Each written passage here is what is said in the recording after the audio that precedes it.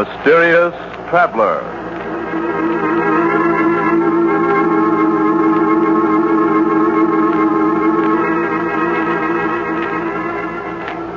This is the Mysterious Traveler, inviting you to join me on another journey into the realm of the strange and the terrifying. I hope you will enjoy the trip, that it will thrill you a little and chill you a little. So settle back and get a good grip on your nerves, if you can. Where are we going? Why, tonight we're going on a little excursion into the realm of pure imagination. You've all heard the old saying, believe in a thing enough and it'll come true. Well, just suppose many people came to believe in something that couldn't possibly be real. Such as an artificial monster growing in a scientist's laboratory. What would happen? Well, if you want to know what might happen, listen to the story I call If You Believe.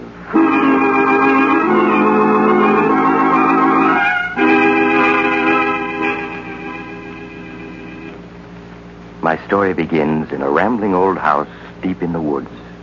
In a homemade laboratory, gray-haired Professor Jonathan Davis is peering eagerly into a large glass container that holds an odd, transparent, jelly-like substance.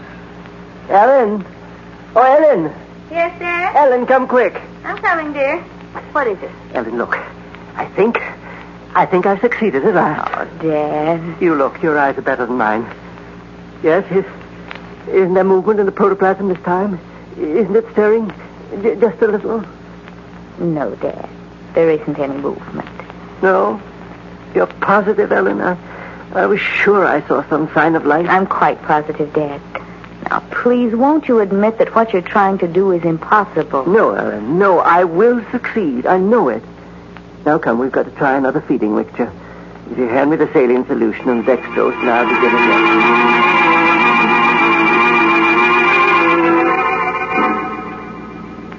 But while Professor Davis labored in his lonely seclusion to make a lifelong dream come true, something that was to affect him vitally was happening in the editorial room of the largest newspaper in the nearby city.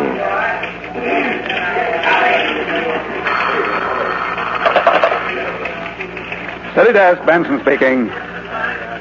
Oh, hello, Mr. McGuire. Yes? Well, yes, sure. I've been reading Dan Duncan's special features. I edit them. I see. You don't think they've been colorful enough lately, huh? Well, to tell the truth, I agree with you. I've been meaning to speak to him about it. Yes. Sure, I'll do it now. He just came in. Right. Good night, Mr. McGuire. Hey, Dan. Yeah, Joe. What cooks? The big boss just phoned down. What's he want? Well, frankly, he thinks you're slipping. McGuire thinks I'm slipping. Well, I like that. That's what he said. And I've done everything to get hot material except to go out and commit a murder myself. Well, maybe he's tired of murders. You want to know why you don't turn up something like that haunted house story you did last spring? Why I don't. That was a good story, wasn't it? There was a honey. Yeah. Especially the description of the way the ghost of the drowned girl walked around the house, leaving wet spots where it stepped. You know, I caught a heck of a cold walking around in wet socks to make those footmarks. No more than you deserve for faking a story. You're faking a story. Listen, Benson, any time a million readers believe a story, it's true. And they believed in that ghost. Every one of them. I'm not saying they didn't, but McGuire wants another story just as good. I got a good mind to tell the old buzzard to fly a kite. Another story like... Hey. Huh? What is it? I think I got it. Hey, Ted. Ted Jones. Oh, yeah, Dan? Front and center. Oh. Yeah, what is it, Dan? All right, dump your camera on the desk and sit. Okay. Now, tell me, what was that story you told me last week about some professor living up in the woods back at town, never coming out of his private lab? Oh, you mean Professor Davis? Yeah, that's the one. Yeah. Well, what about him? There was a fuss over something he said in a lecture one day, wasn't there? A fuss? Well, it was more like an explosion. Hey, wait a minute. I remember that case. Professor claimed he could create an artificial man, wasn't that it? No. He said that an artificial man might be produced someday. Might be. Well, the paper said he claimed he could create one. Yeah, I know. Well, it made a good story, didn't it? And drove Professor Davis out of the university into retirement. Oh, the school didn't like the publicity. Water under the bridge, kid. Anyway, here's the old professor working away secretly for the last 5 years. All alone. No, he wasn't all alone. His daughter Ellen's with him. How old is she? Oh, she was 15 then, so... She's 20 now. Good looker? Well, I was in Professor Davis's class. I remember her as a skinny brat with yellow hair. Yeah, good, a blonde. So here's the prof secretly working with his beautiful blonde daughter at what? I'll bite. What? Why, he's trying to prove he was right. He's trying to create an artificial man. Say, you got something there. Oh, no, wait a minute. You don't know Professor Davis is trying to create artificial life? Well, we soon will. You know where his hideout is, don't you? Yeah. All right, then grab your camera. Let's get going. Oh, no, wait a minute, Dan. Suppose you find Professor Davis is... Forget it. Benson, save me 2 columns. Come on, Ted. We're on our way.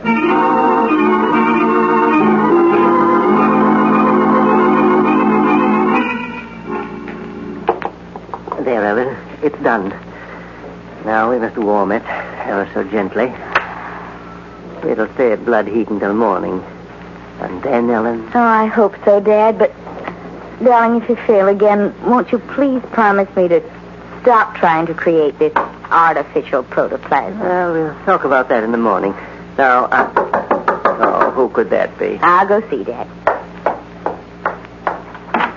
Yes? I'm Ted Jones, Miss Davis. I don't suppose you remember me. Ted Jones. Oh, you were one of Father's students, weren't you? Yes, that's right. I'm a newspaper photographer now. Could we come in? I have a friend with me, a reporter. Ellen, who is it? Newspaper men, Dad. They want to see you. Newspaper, then don't let them in. Send them away. All right, come now, Professor. We just want to ask you a couple of questions, but we can talk better inside, so... There. Now we can talk like friends. Hey, but Dan, we weren't invited in. How dare you force your way in here? Get out, both of you. Please go. Dan, come on. Professor Davis doesn't want to talk to us. Keep your shirt on, Ted. Just a couple of questions, Professor. Now, isn't it true that hidden away here you're creating artificial life? I won't answer your questions. You just print more lies and ruin everything I'm trying to do. Then you are creating artificial life, huh? Young man, Tell me how far you've gotten.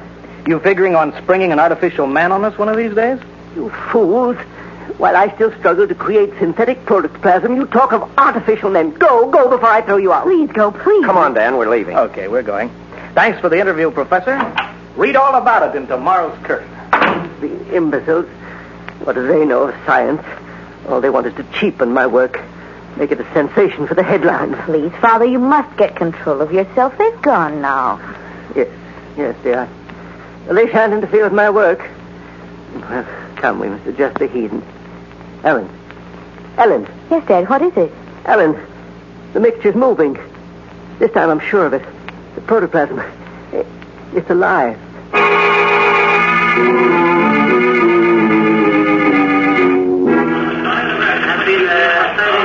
Say, Dan, this is something. Behind bolted doors, deep in the woods, Professor Jonathan Davis toils night and day to create the world's first synthetic man. In a great vat lies a strange caricature of humanity.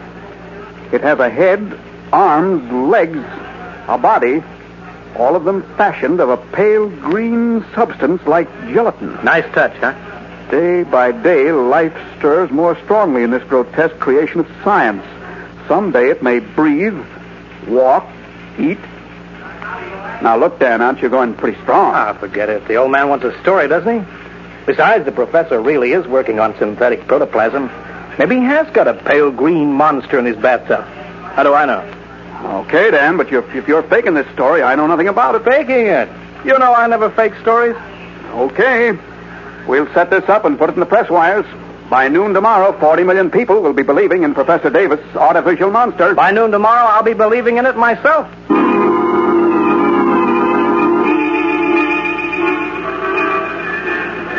Hey, man, read all about it. Find this great artificial man. Read all about it. Hey,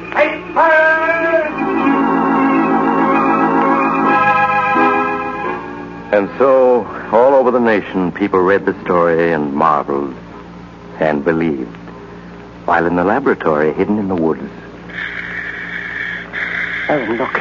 This time it is alive. It is. There can be no doubt of it. The liquid is certainly moving, Dad. Yes, see? And the protoplasm is breathing. Listen. You can hear it. I've created artificial life, Ellen. Yes, I'm afraid so, Dad. Afraid? So what do you mean? I'd like to see their faces down at the university when they hear of this. It's grown since last night. Yes, it has. The cells are multiplying like true protoplasm. That's why I transferred it to this gas tank. Now I must add salt, acid, phosphorus. Oh, that must be grocery boy. Excuse me, Dad. Yes? Oh, you. Miss Davis, I hope that you'll let me apologize. We have nothing to say to you. Please don't shut the door before I explain. Explain? There's nothing to explain. You force your way in here. I came to apologize for that. Well, have you seen the morning papers? We're not interested in the papers. I'm afraid you'll be interested in this one. Look. Oh, how outrageous. That story of your father creating an artificial man is in every paper in the country, and I feel I'm to blame, and I want to make up for it. Can't I come in so we can talk? I guess you'd better, Mr. Jones. But Dad mustn't see this paper. Oh, no, of course not. But won't he recognize me? No, I don't think so. He's very nearsighted. I'll just tell him that you used to be one of his students. And if you'll tell me the real truth, I'll try to get the paper to understand that Dan Duncan just made up his story. Who is it, Ellen?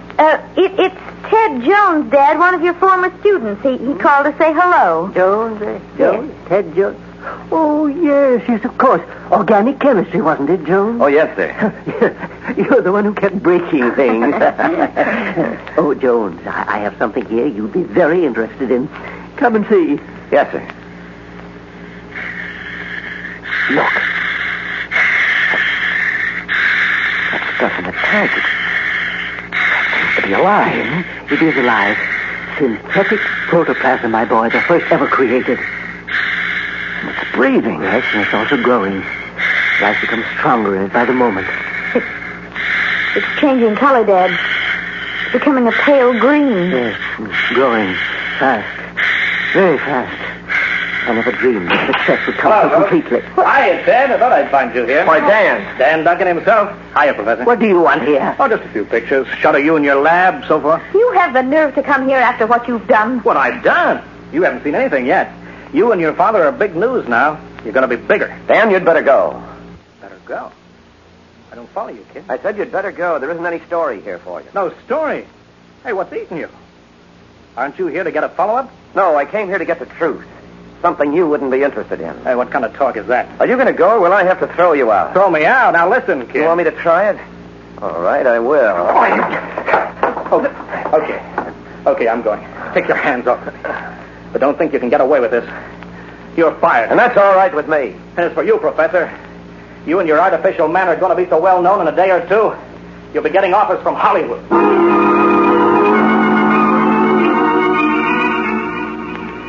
And so, with each edition of the papers, the headlines grew bigger. Read all about it. All about the artificial monster.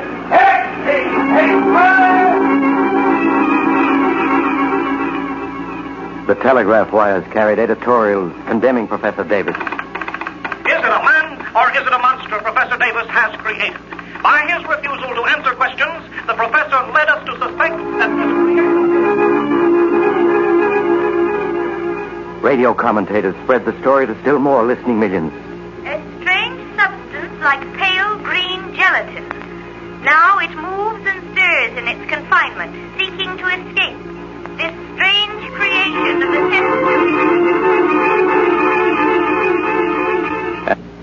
And speakers denounced Professor Davis. And I ask you, can science be permitted to venture into these forbidden realms unchecked? Who knows what horror may emerge from the laboratory if we are not careful? This mad thing must be stopped. Stopped!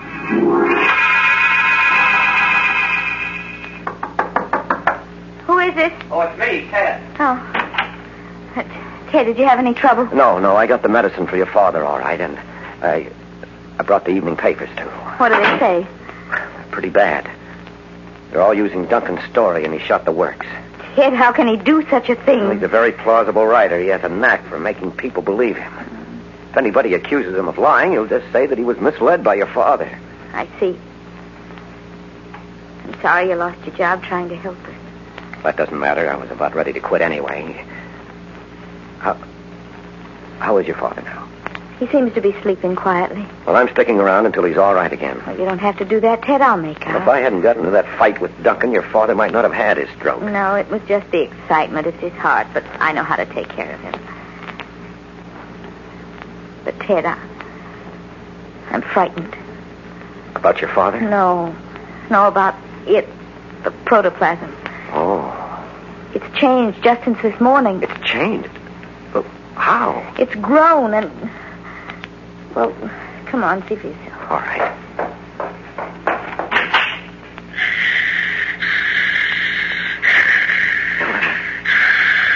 Ellen, it seems to be taking on shape. Yes, and it looks... Oh, Ted, it looks like green gelatin. The way Duncan describes it. And look, there's a vague shape like a head and the rough outline of arms and legs. Oh, it isn't possible. It shouldn't be, but it's happening.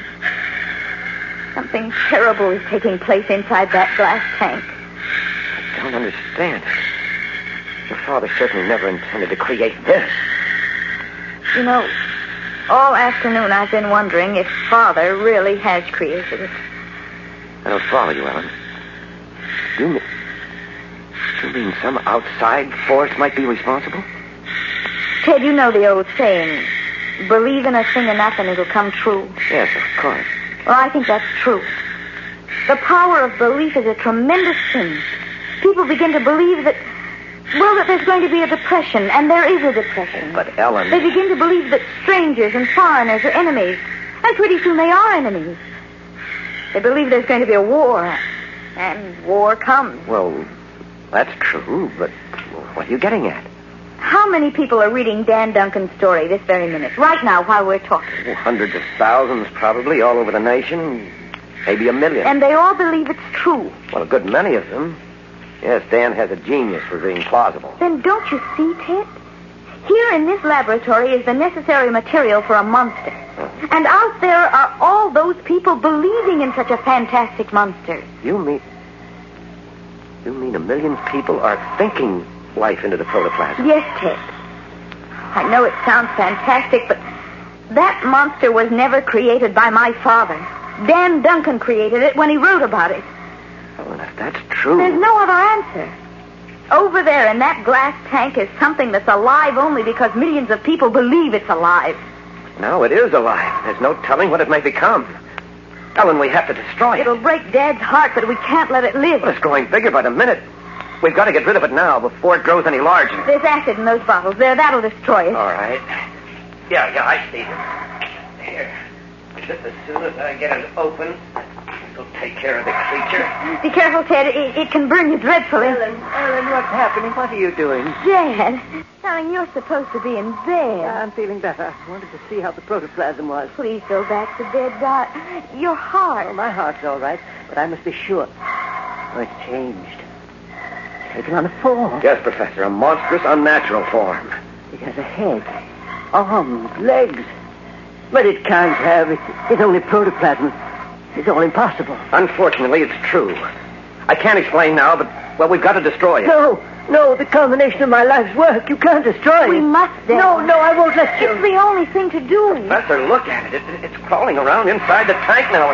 It's trying to climb out. But it can't be dangerous. It's just harmless protoplasm. Dad, Ted is right. You've got to let us kill it. It's just protoplasm, I tell you. It was just protoplasm. Stand back, Professor. I'm going to empty this acid on it. No, you mustn't. I will. Dad! Professor Davis! Professor Davis, look up! Why, the tank. He fell against the tank and broke it. Is he hurt, Ted? Well, I'll see. Oh. Ted, the protoplasm is moving toward him. We've got to get him out of here. I have his arms. Quick, you take his feet. I have. All right. Oh, hurry up, Ted. It's trying to crawl out of the tank. Got to get him upstairs. Can you manage it? Yes. Come on. All right, easy now, easy. All right, just a little farther. All right, one more step, Ellen. There. Now, here's the landing. We can put him down here. Now, easy. There.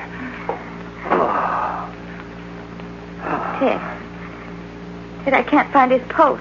Let me try. Dad? Ted's no use. He's gone. I'm afraid so. His heart failed him. I've always known it would someday. Ted, down in the laboratory. Yes, it's moving.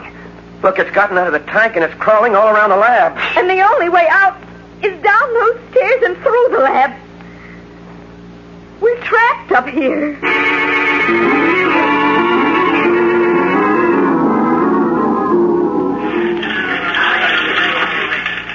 Look, I'm not saying it isn't a good story, Dan. It's a whale of a story. But McGuire wants some pictures. Pictures? How can I get pictures? I can't even get into the place. I don't care. Just get them. You want me to bust in the window, I suppose? Let your conscience be your guide. And I know you haven't got a conscience. But make it fast. I want those shots for the late morning edition. All right. I'm going. With a camera in one hand and a bunch of skeleton keys in the other.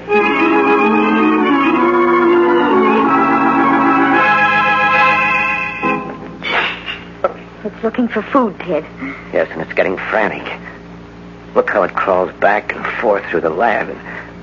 It's been doing that for an hour now. Look how enormous it's grown.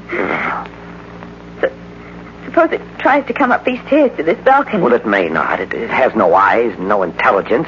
It's just protoplasm, blindly seeking food. But suppose it does try to come up the stairs. Well, then we'll stop it. I have the gun here that I found in your father's desk. I'll use that on it. I don't think it would even feel a bullet. Well, we'll see. There, it's on the other side of the lab now in plain sight. Stand back there, and I'll try a couple of shots. I hit it. It didn't even notice. No. If we could only reach those bottles of acid, that would fix it. But every time we've started down the stairs, it's rushed over to wait for us. I must feel the vibration, but I'm going to take one more try. Ted, please be careful. Yes, I will. I'll tiptoe down one step at a time. Perhaps I can avoid attracting its attention this time. What's it doing now? Lying quiet, as if it was listening. Only lie quiet a few seconds more. I'm almost at the bottom. Ted, quick! It's coming this way! Oh, Ted, it almost got yes, you. Yes, it did touch my foot, but I wasn't interested in getting any better acquainted. What are we going to do now? I don't know, Ellen. If we could only reach that acid. Say, I wonder if it would make any difference if we turned out the lights. They can be controlled from up here, can't they? Oh, yes, but what good would that do? Well, in the dark, it might become inactive. Some elementary organisms are like that. Well, we can try it. Okay, I'll turn out the lights. There. Pitch black now. But it's still moving around. Well, just wait a moment. Listen. What is it, Ted? I heard footsteps outside the house. Footsteps? Just listen.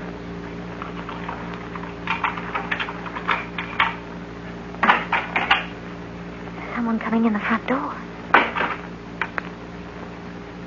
Ted, there's someone in the lab. But who? Good heavens, Ellen. Duncan, is that you, Dan? Dan, answer me. Is that you? Get out, quick! Okay, kid, keep your shirt on. I'm going as soon as I get a picture of this joint. But, Dan, you don't understand. It's loose. Get away, quick! Ellen, turn on that light. Yes, Ted. You can't scare me, kid.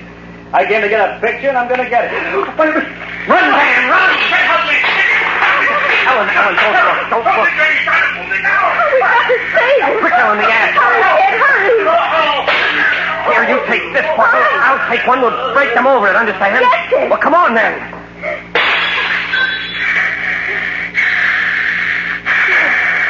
He's gone. Duncan's gone. It's covering him. It's eating him. Ellen, throw your bottle now. Oh, fury, that force of it enough to kill anything.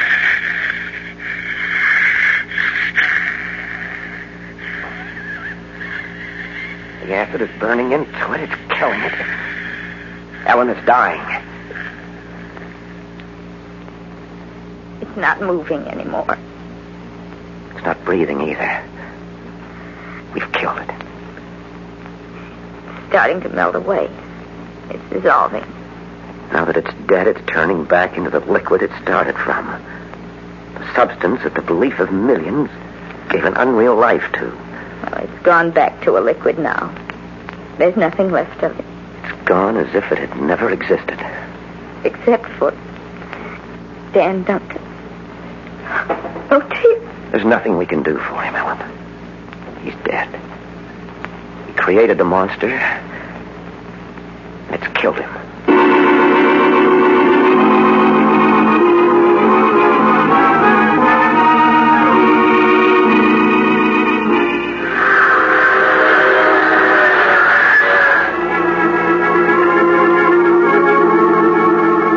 This is the mysterious traveler again. Well, maybe it's true about believing in things and making them happen. Wars and depressions and artificial monsters and things like that. I think I'll make a New Year's resolution to be careful what I believe in 1947. No more believing in boogeymen or spooks. I might meet one. Instead, I'll try believing in some of the nicer things for a change, such as peace and goodwill among nations. Well, if I can get enough people to join me, maybe they'll come true and... Oh, you'll have to get off here. I'm sorry. But I'm sure we'll meet again. I take this same train every week at this time.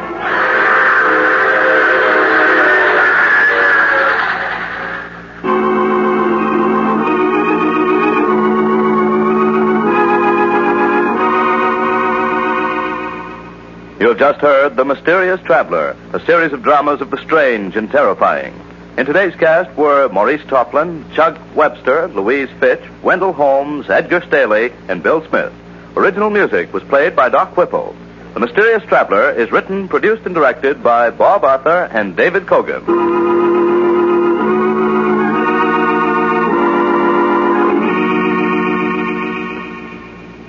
And now, a preview of next week's strange and shivery story by The Mysterious Traveler. It's only 2 days now to New Year's Eve. Were you planning a big celebration to greet 1947? I'd be careful if I were you. Because, you see, our story next week is about a man who did just that. In fact, it was such a big celebration that when he got over it, it wasn't 1947 at all, but 1948. He lost a whole year out of his life. And when he finally got the year back, well, what happened to him shouldn't happen to a werewolf. So take it easy New Year's Eve, so you'll be sure to be on hand next week for the strange and terrifying tale I call New Year's Nightmare.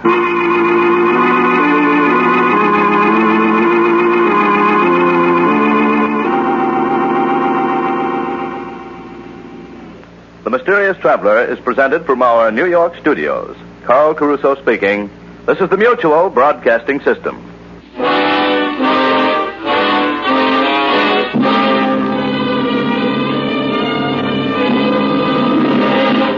For a behind-the-scenes glimpse into the workshops of the nation's top mystery writers, be sure to hear Mr. Mystery every week. The famous creators of your favorite fiction battlers will be guests of Mr. Mystery. You'll hear short mystery dramatizations as well. Don't miss your chance for plus mystery entertainment and hear Mr. Mystery and a well-known guest expert every week over most of these stations. This is the Mutual Broadcasting System.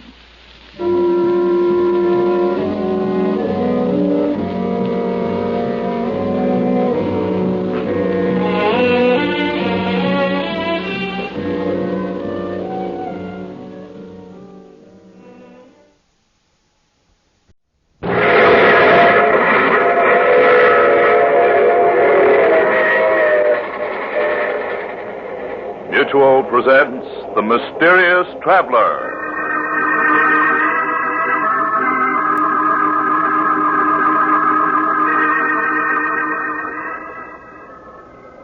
This is The Mysterious Traveler, inviting you to join me on another journey into the realm of the strange and the terrifying. I hope you will enjoy the trip, that it will thrill you a little and chill you a little.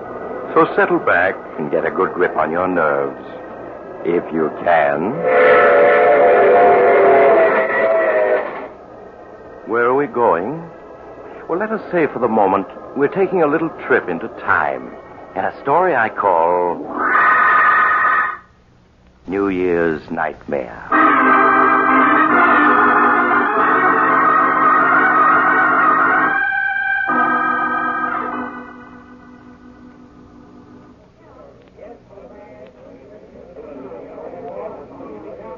As the old year entered its last minute, the crowds at the Club Tropicana were waiting expectantly for the clock to strike midnight.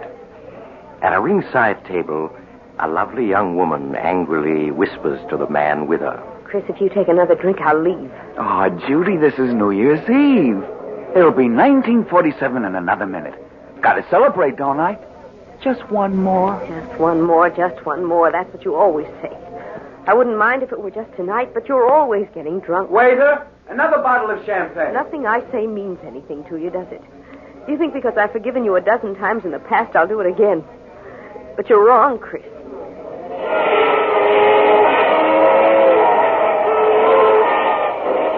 Happy New Year, darling. 1947 is going to be our year. No, Chris, it isn't. I won't marry a man who gets drunk in New York and wakes up the next day in another city. Oh, Judy, what are you saying? You don't mean that. You know I love you. Yes, Chris, you love me. But not enough to give up drinking. I'll miss you, Chris. Miss you terribly. But I know I'm doing the right thing. Judy, don't talk like that. I couldn't live without you. You know that. Won't you? I'm sorry, Chris. Here's your ring. Will you please take me home? You don't have to leave. If the sight of my drinking is too much for you, I'll go someplace else and do it. Martin will take you home. Happy New Year and goodbye.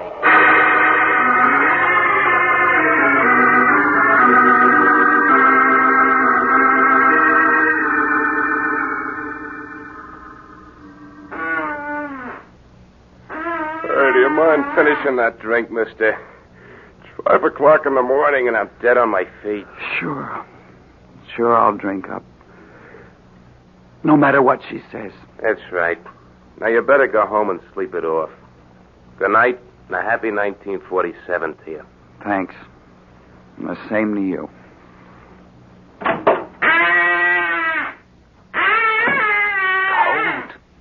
Gotta find another bar. New Year's. Gotta celebrate. Another bar across the street. Oh, gotta celebrate. Hey, mister, look out for that car. You're going to get run down if you don't. Look out!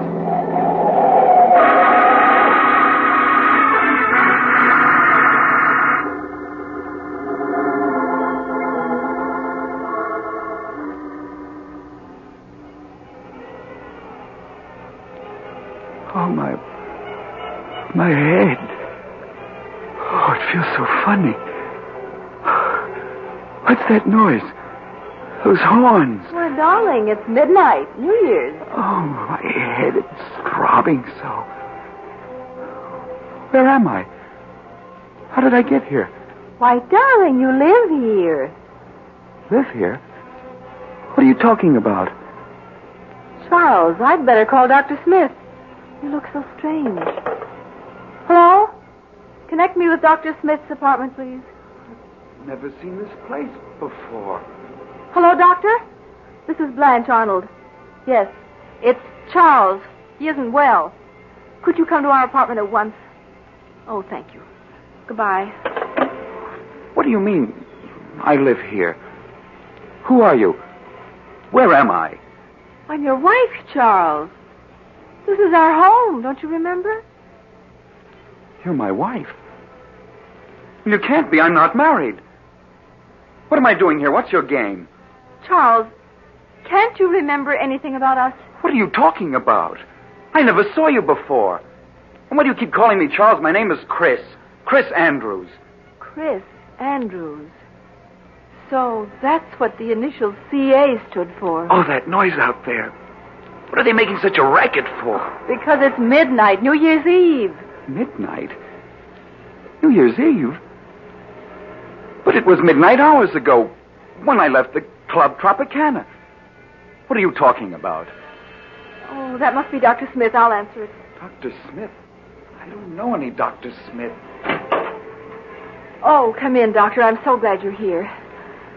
I think it's the amnesia. It seems to have left him all of a sudden. Charles?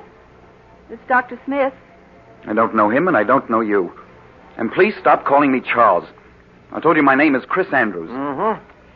Won't you sit down, Mr. Andrews? I'd like to talk with you for a few minutes. What about? Tell me, Mr. Andrews, what's the last thing you remember before finding yourself in this apartment? Why, Judy. She and I were at the Club Tropicana, celebrating New Year's Eve. I see.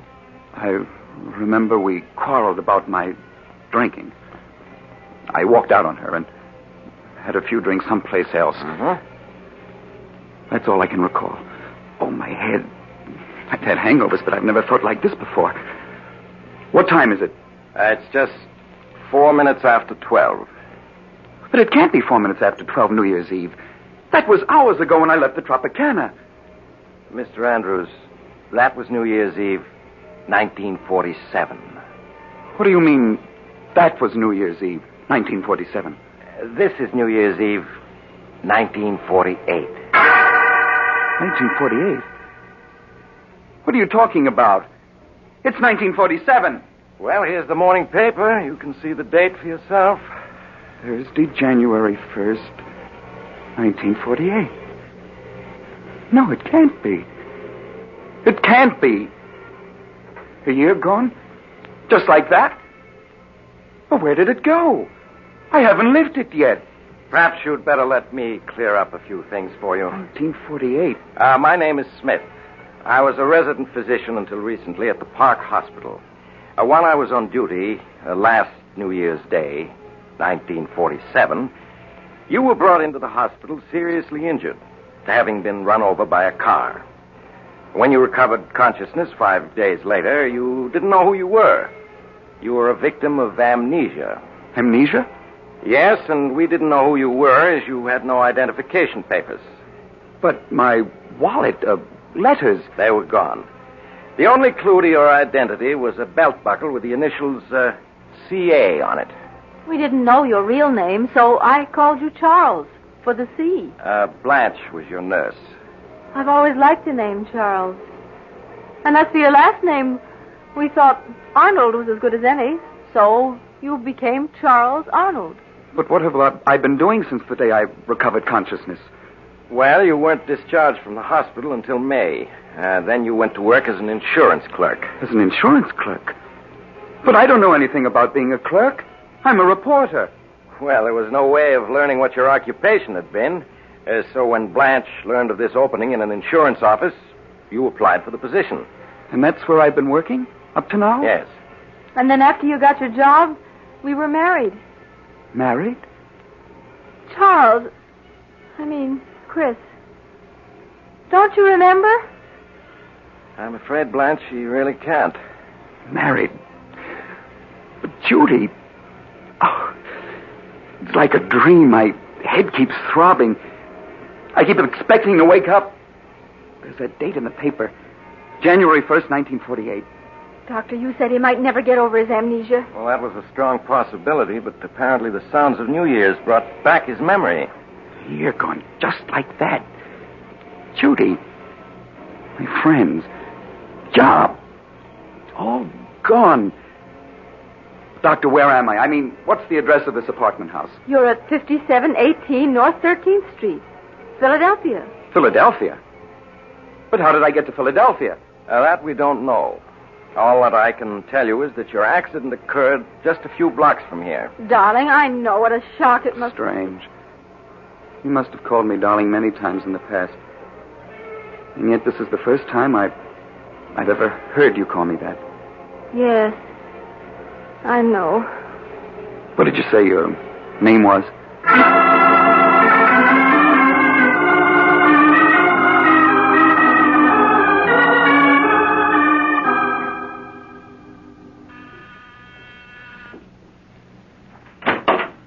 Oh, hello, Doctor. Come in, won't you? Thank you. How are you, Blanche? All right, I suppose. How's Chris getting along? He's fine. It's just... Why, Blanche, what's this? I've never seen you cry. Here. No, it's just that everything's so changed. Those 6 months Chris and I were married before he regained his memory were the happiest of my life. And now? This past month since he got his memory back, it's been as though I were married to a stranger. It isn't as though he doesn't try to be nice to me. But it's all so obvious. He doesn't love me. Now, Blanche, you mustn't say that. It's true, I tell you. How can a man love a woman those first 6 months as he loved me and then fall out of love with her when he's regained his memory? Well, you must have patience, Blanche. It will take time for Chris to adjust himself to what's happened. He fell in love with you as Charles Arnold, and I'm sure he will as Chris Andrews. You just must give him time.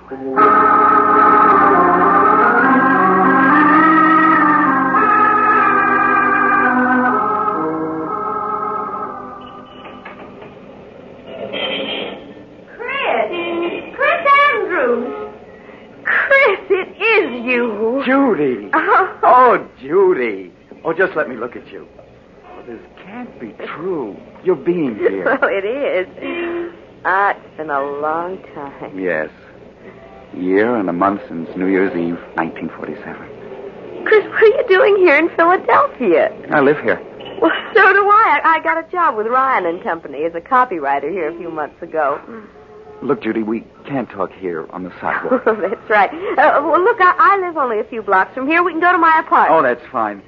There's so much I want to ask, and there's so much to tell.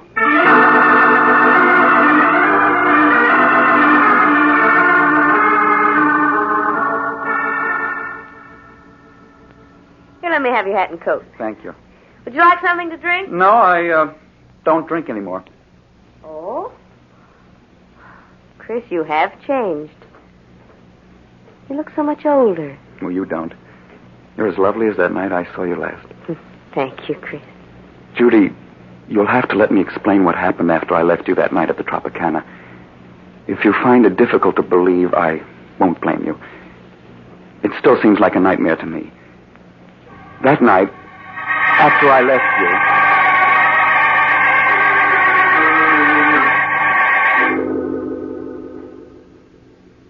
And so now you know everything.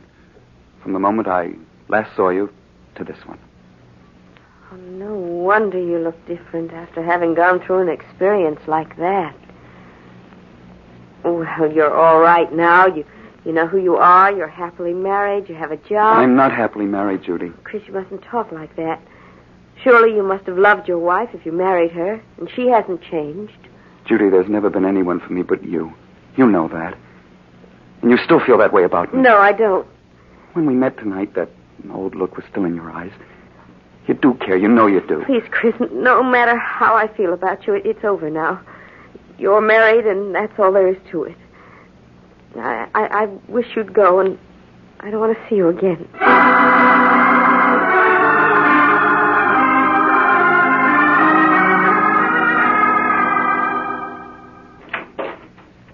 Chris? Where have you been? I expected you home from work hours ago. I met a friend. Oh.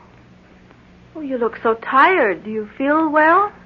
Blanche, this past month I tried my best to be a good husband, haven't I? Well, you have been, darling. No, there's something missing, and you know it. Oh, it isn't your fault, it's mine. And as a result, we're both unhappy. You mustn't say that, Chris. I feel that in time, things will be as they were when we were first married. When you were Charles Arnold. No, but they won't be, Blanche. It's no use, I tell you. Chris, who is the friend you met tonight? The girl I was once engaged to. I see. Blanche, you've got to give me a divorce. No, Chris. I'll never do that. But why? You know I don't love you. What's the sense in going on like this? Chris, when you were Charles Arnold, you did love me, and we were happy together. I had your love once, and I mean to win it back. I won't give you a divorce.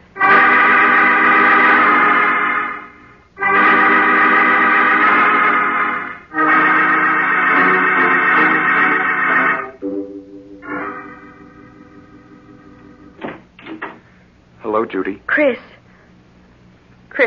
I asked you not to call on me again. Judy, I've got to talk to you. May I come in? Well, all right. But just for a few minutes. Thank you. Judy, even if we hadn't met again a week ago, things wouldn't have been any different between my wife and myself. I'll never love her. And I'm not going on with her. What do you mean, Chris? I'm going to leave her, Judy, and start all over, someplace far away. I just came around to say goodbye. Are you set on leaving her? Yes. Nothing can change my mind about that. Now, you've got to understand my position, Chris. I could never be happy with you if I thought I'd been the one who came between you and your wife.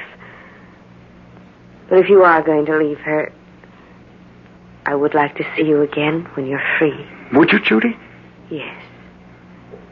But I don't want to see you until she's given you a divorce.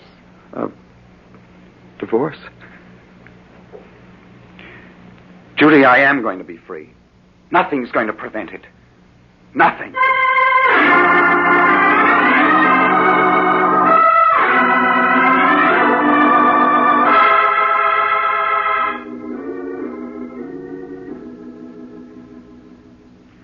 Blanche, how would you like to go out tonight? Go out? Yeah, we might take in a show or go dancing. Didn't I ever take you out when I was Charles Arnold? Why, yes. We used to have wonderful evenings together then. Well, why not now? Unless you don't want to. Oh, Chris, there's nothing in the world I'd rather do. Hey, why the tears? Oh, it's just that I'm so happy. Oh, come here. Did this Mr. Arnold ever put his arms around you? Like this? Oh, yes, often. Oh, Chris, stop squeezing me so tight. Chris! Sorry, darling.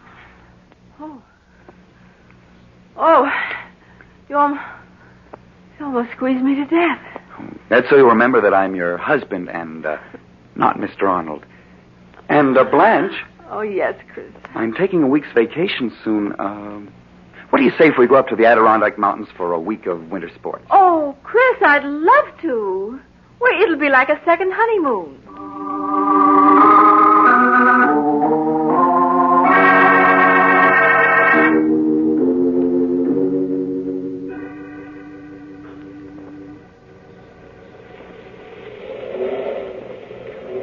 Blanche, you all right?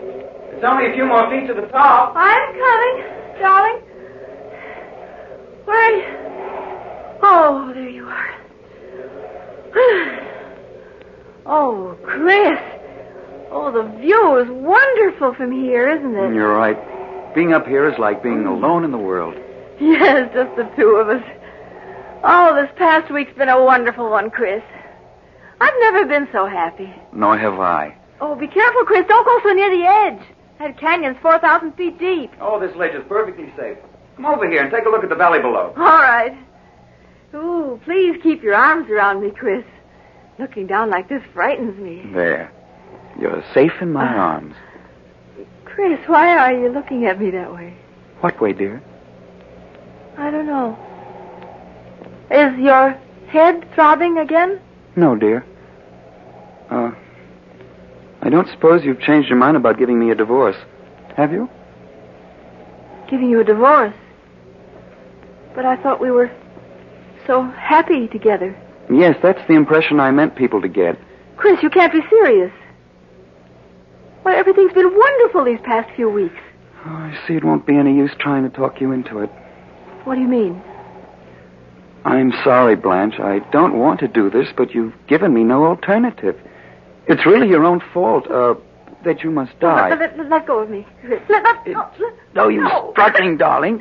No one can see or hear you, and you can't possibly escape. You can't throw me off that ledge, then I'll hang you. I don't think so, dear.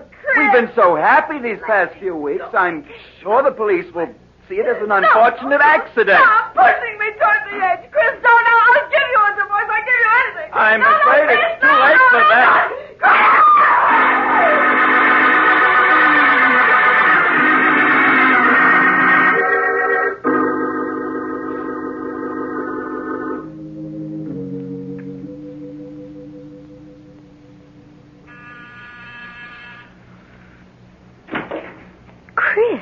Good evening, Judy.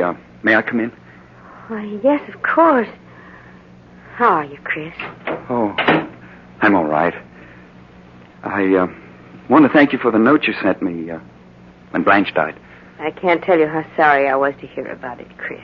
Yes, it all happened so quickly. What have you been doing since then?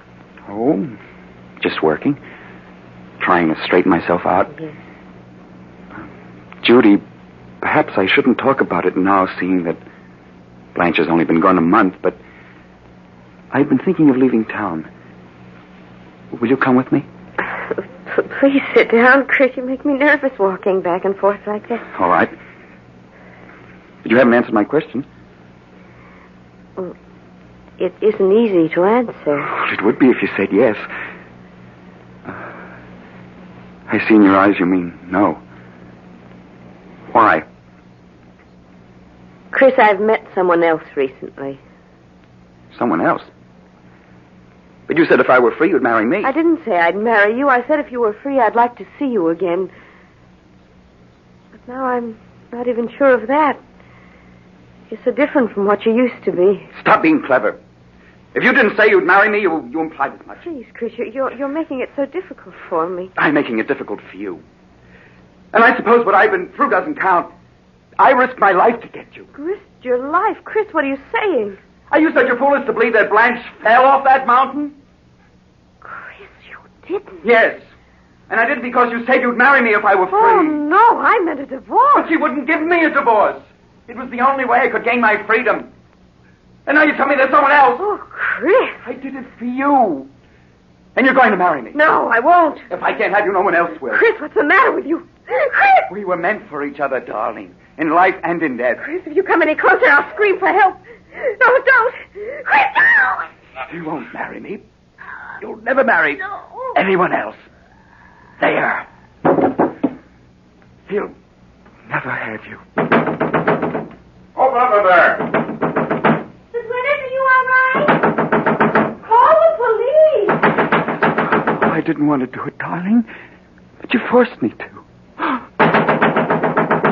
Oh, my head. It throbs so.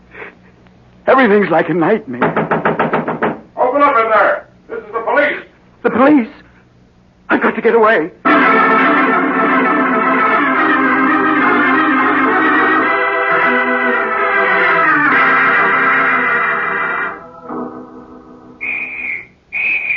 Oh, they're closing in on me. There's no escape from this roof. Let's work our way down from this end of the roof to the other. They'll never take me alive. Never. I've got 5 bullets. 4 for them and the last for myself. Hey, listen up, Joe. You maybe had me hand one of those chimneys. Oh, my head. It keeps throbbing so. If I could only think. All this can't be real. It's like a horrible dream. And yet they're coming for me. Right. There's someone behind that chimney over there. Get under cover. They'll never take me alive, never. I'll show them. Keep down, Mike. Why don't you come and get me? If I shoot it out with me, huh? I'll show you. Come on, Mike. His gun is empty. Oh, empty. You'll never take me alive. Never! He's climbing up on the ledge. It's 15 stories down. I'm coming, Judy. I'm coming. He's going to jump. I'm falling. Falling!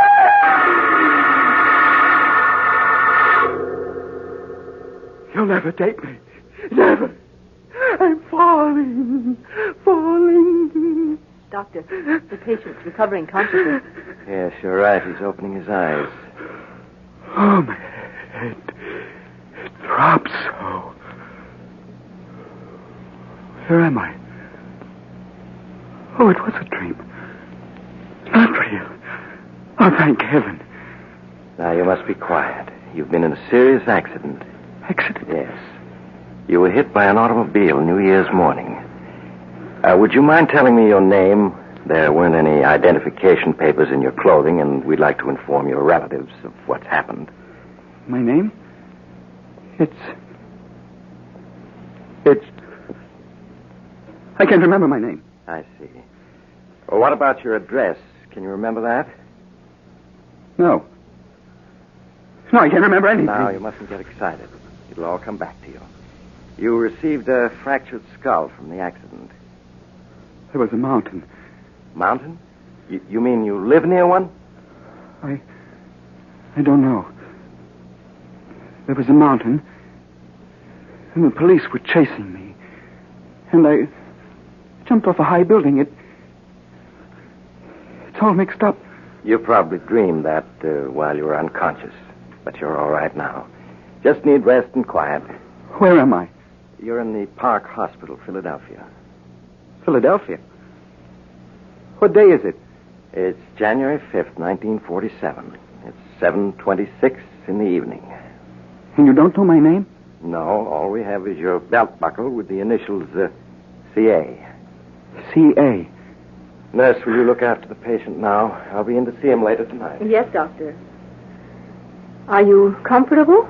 The initials CA. What do you suppose they stand for? Perhaps the C is for Charles?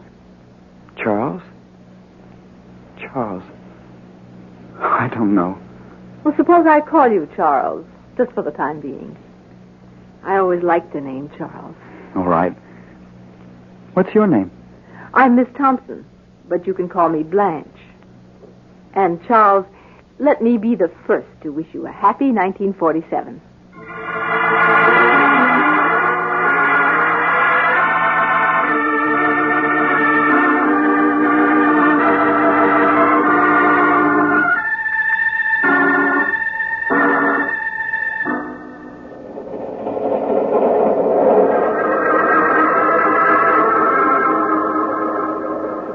This is the mysterious traveler again. Have you enjoyed our little trip? Oh, by the way, I want to wish you all a very happy New Year. And I do hope you'll be careful about making new acquaintances. And perhaps you'd better keep an eye on the old ones, too. For after all, who can foretell the future? Not even Chris Andrews, or should I say Charles Arnold, knows what's in store for him. But we do, don't we? And speaking of the future, Oh, you're getting off here. I'm sorry. But I'm sure we'll meet again. I take this same train every week at this same time.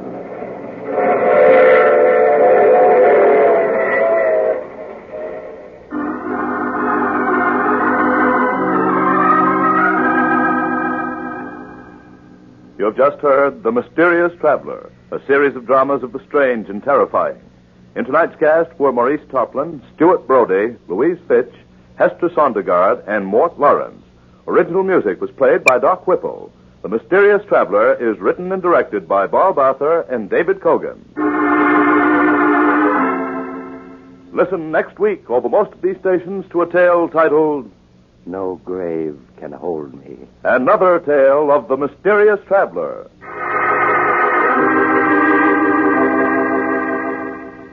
The Mysterious Traveler has been presented from our New York studios. Carl Caruso speaking. This is the Mutual Broadcasting System.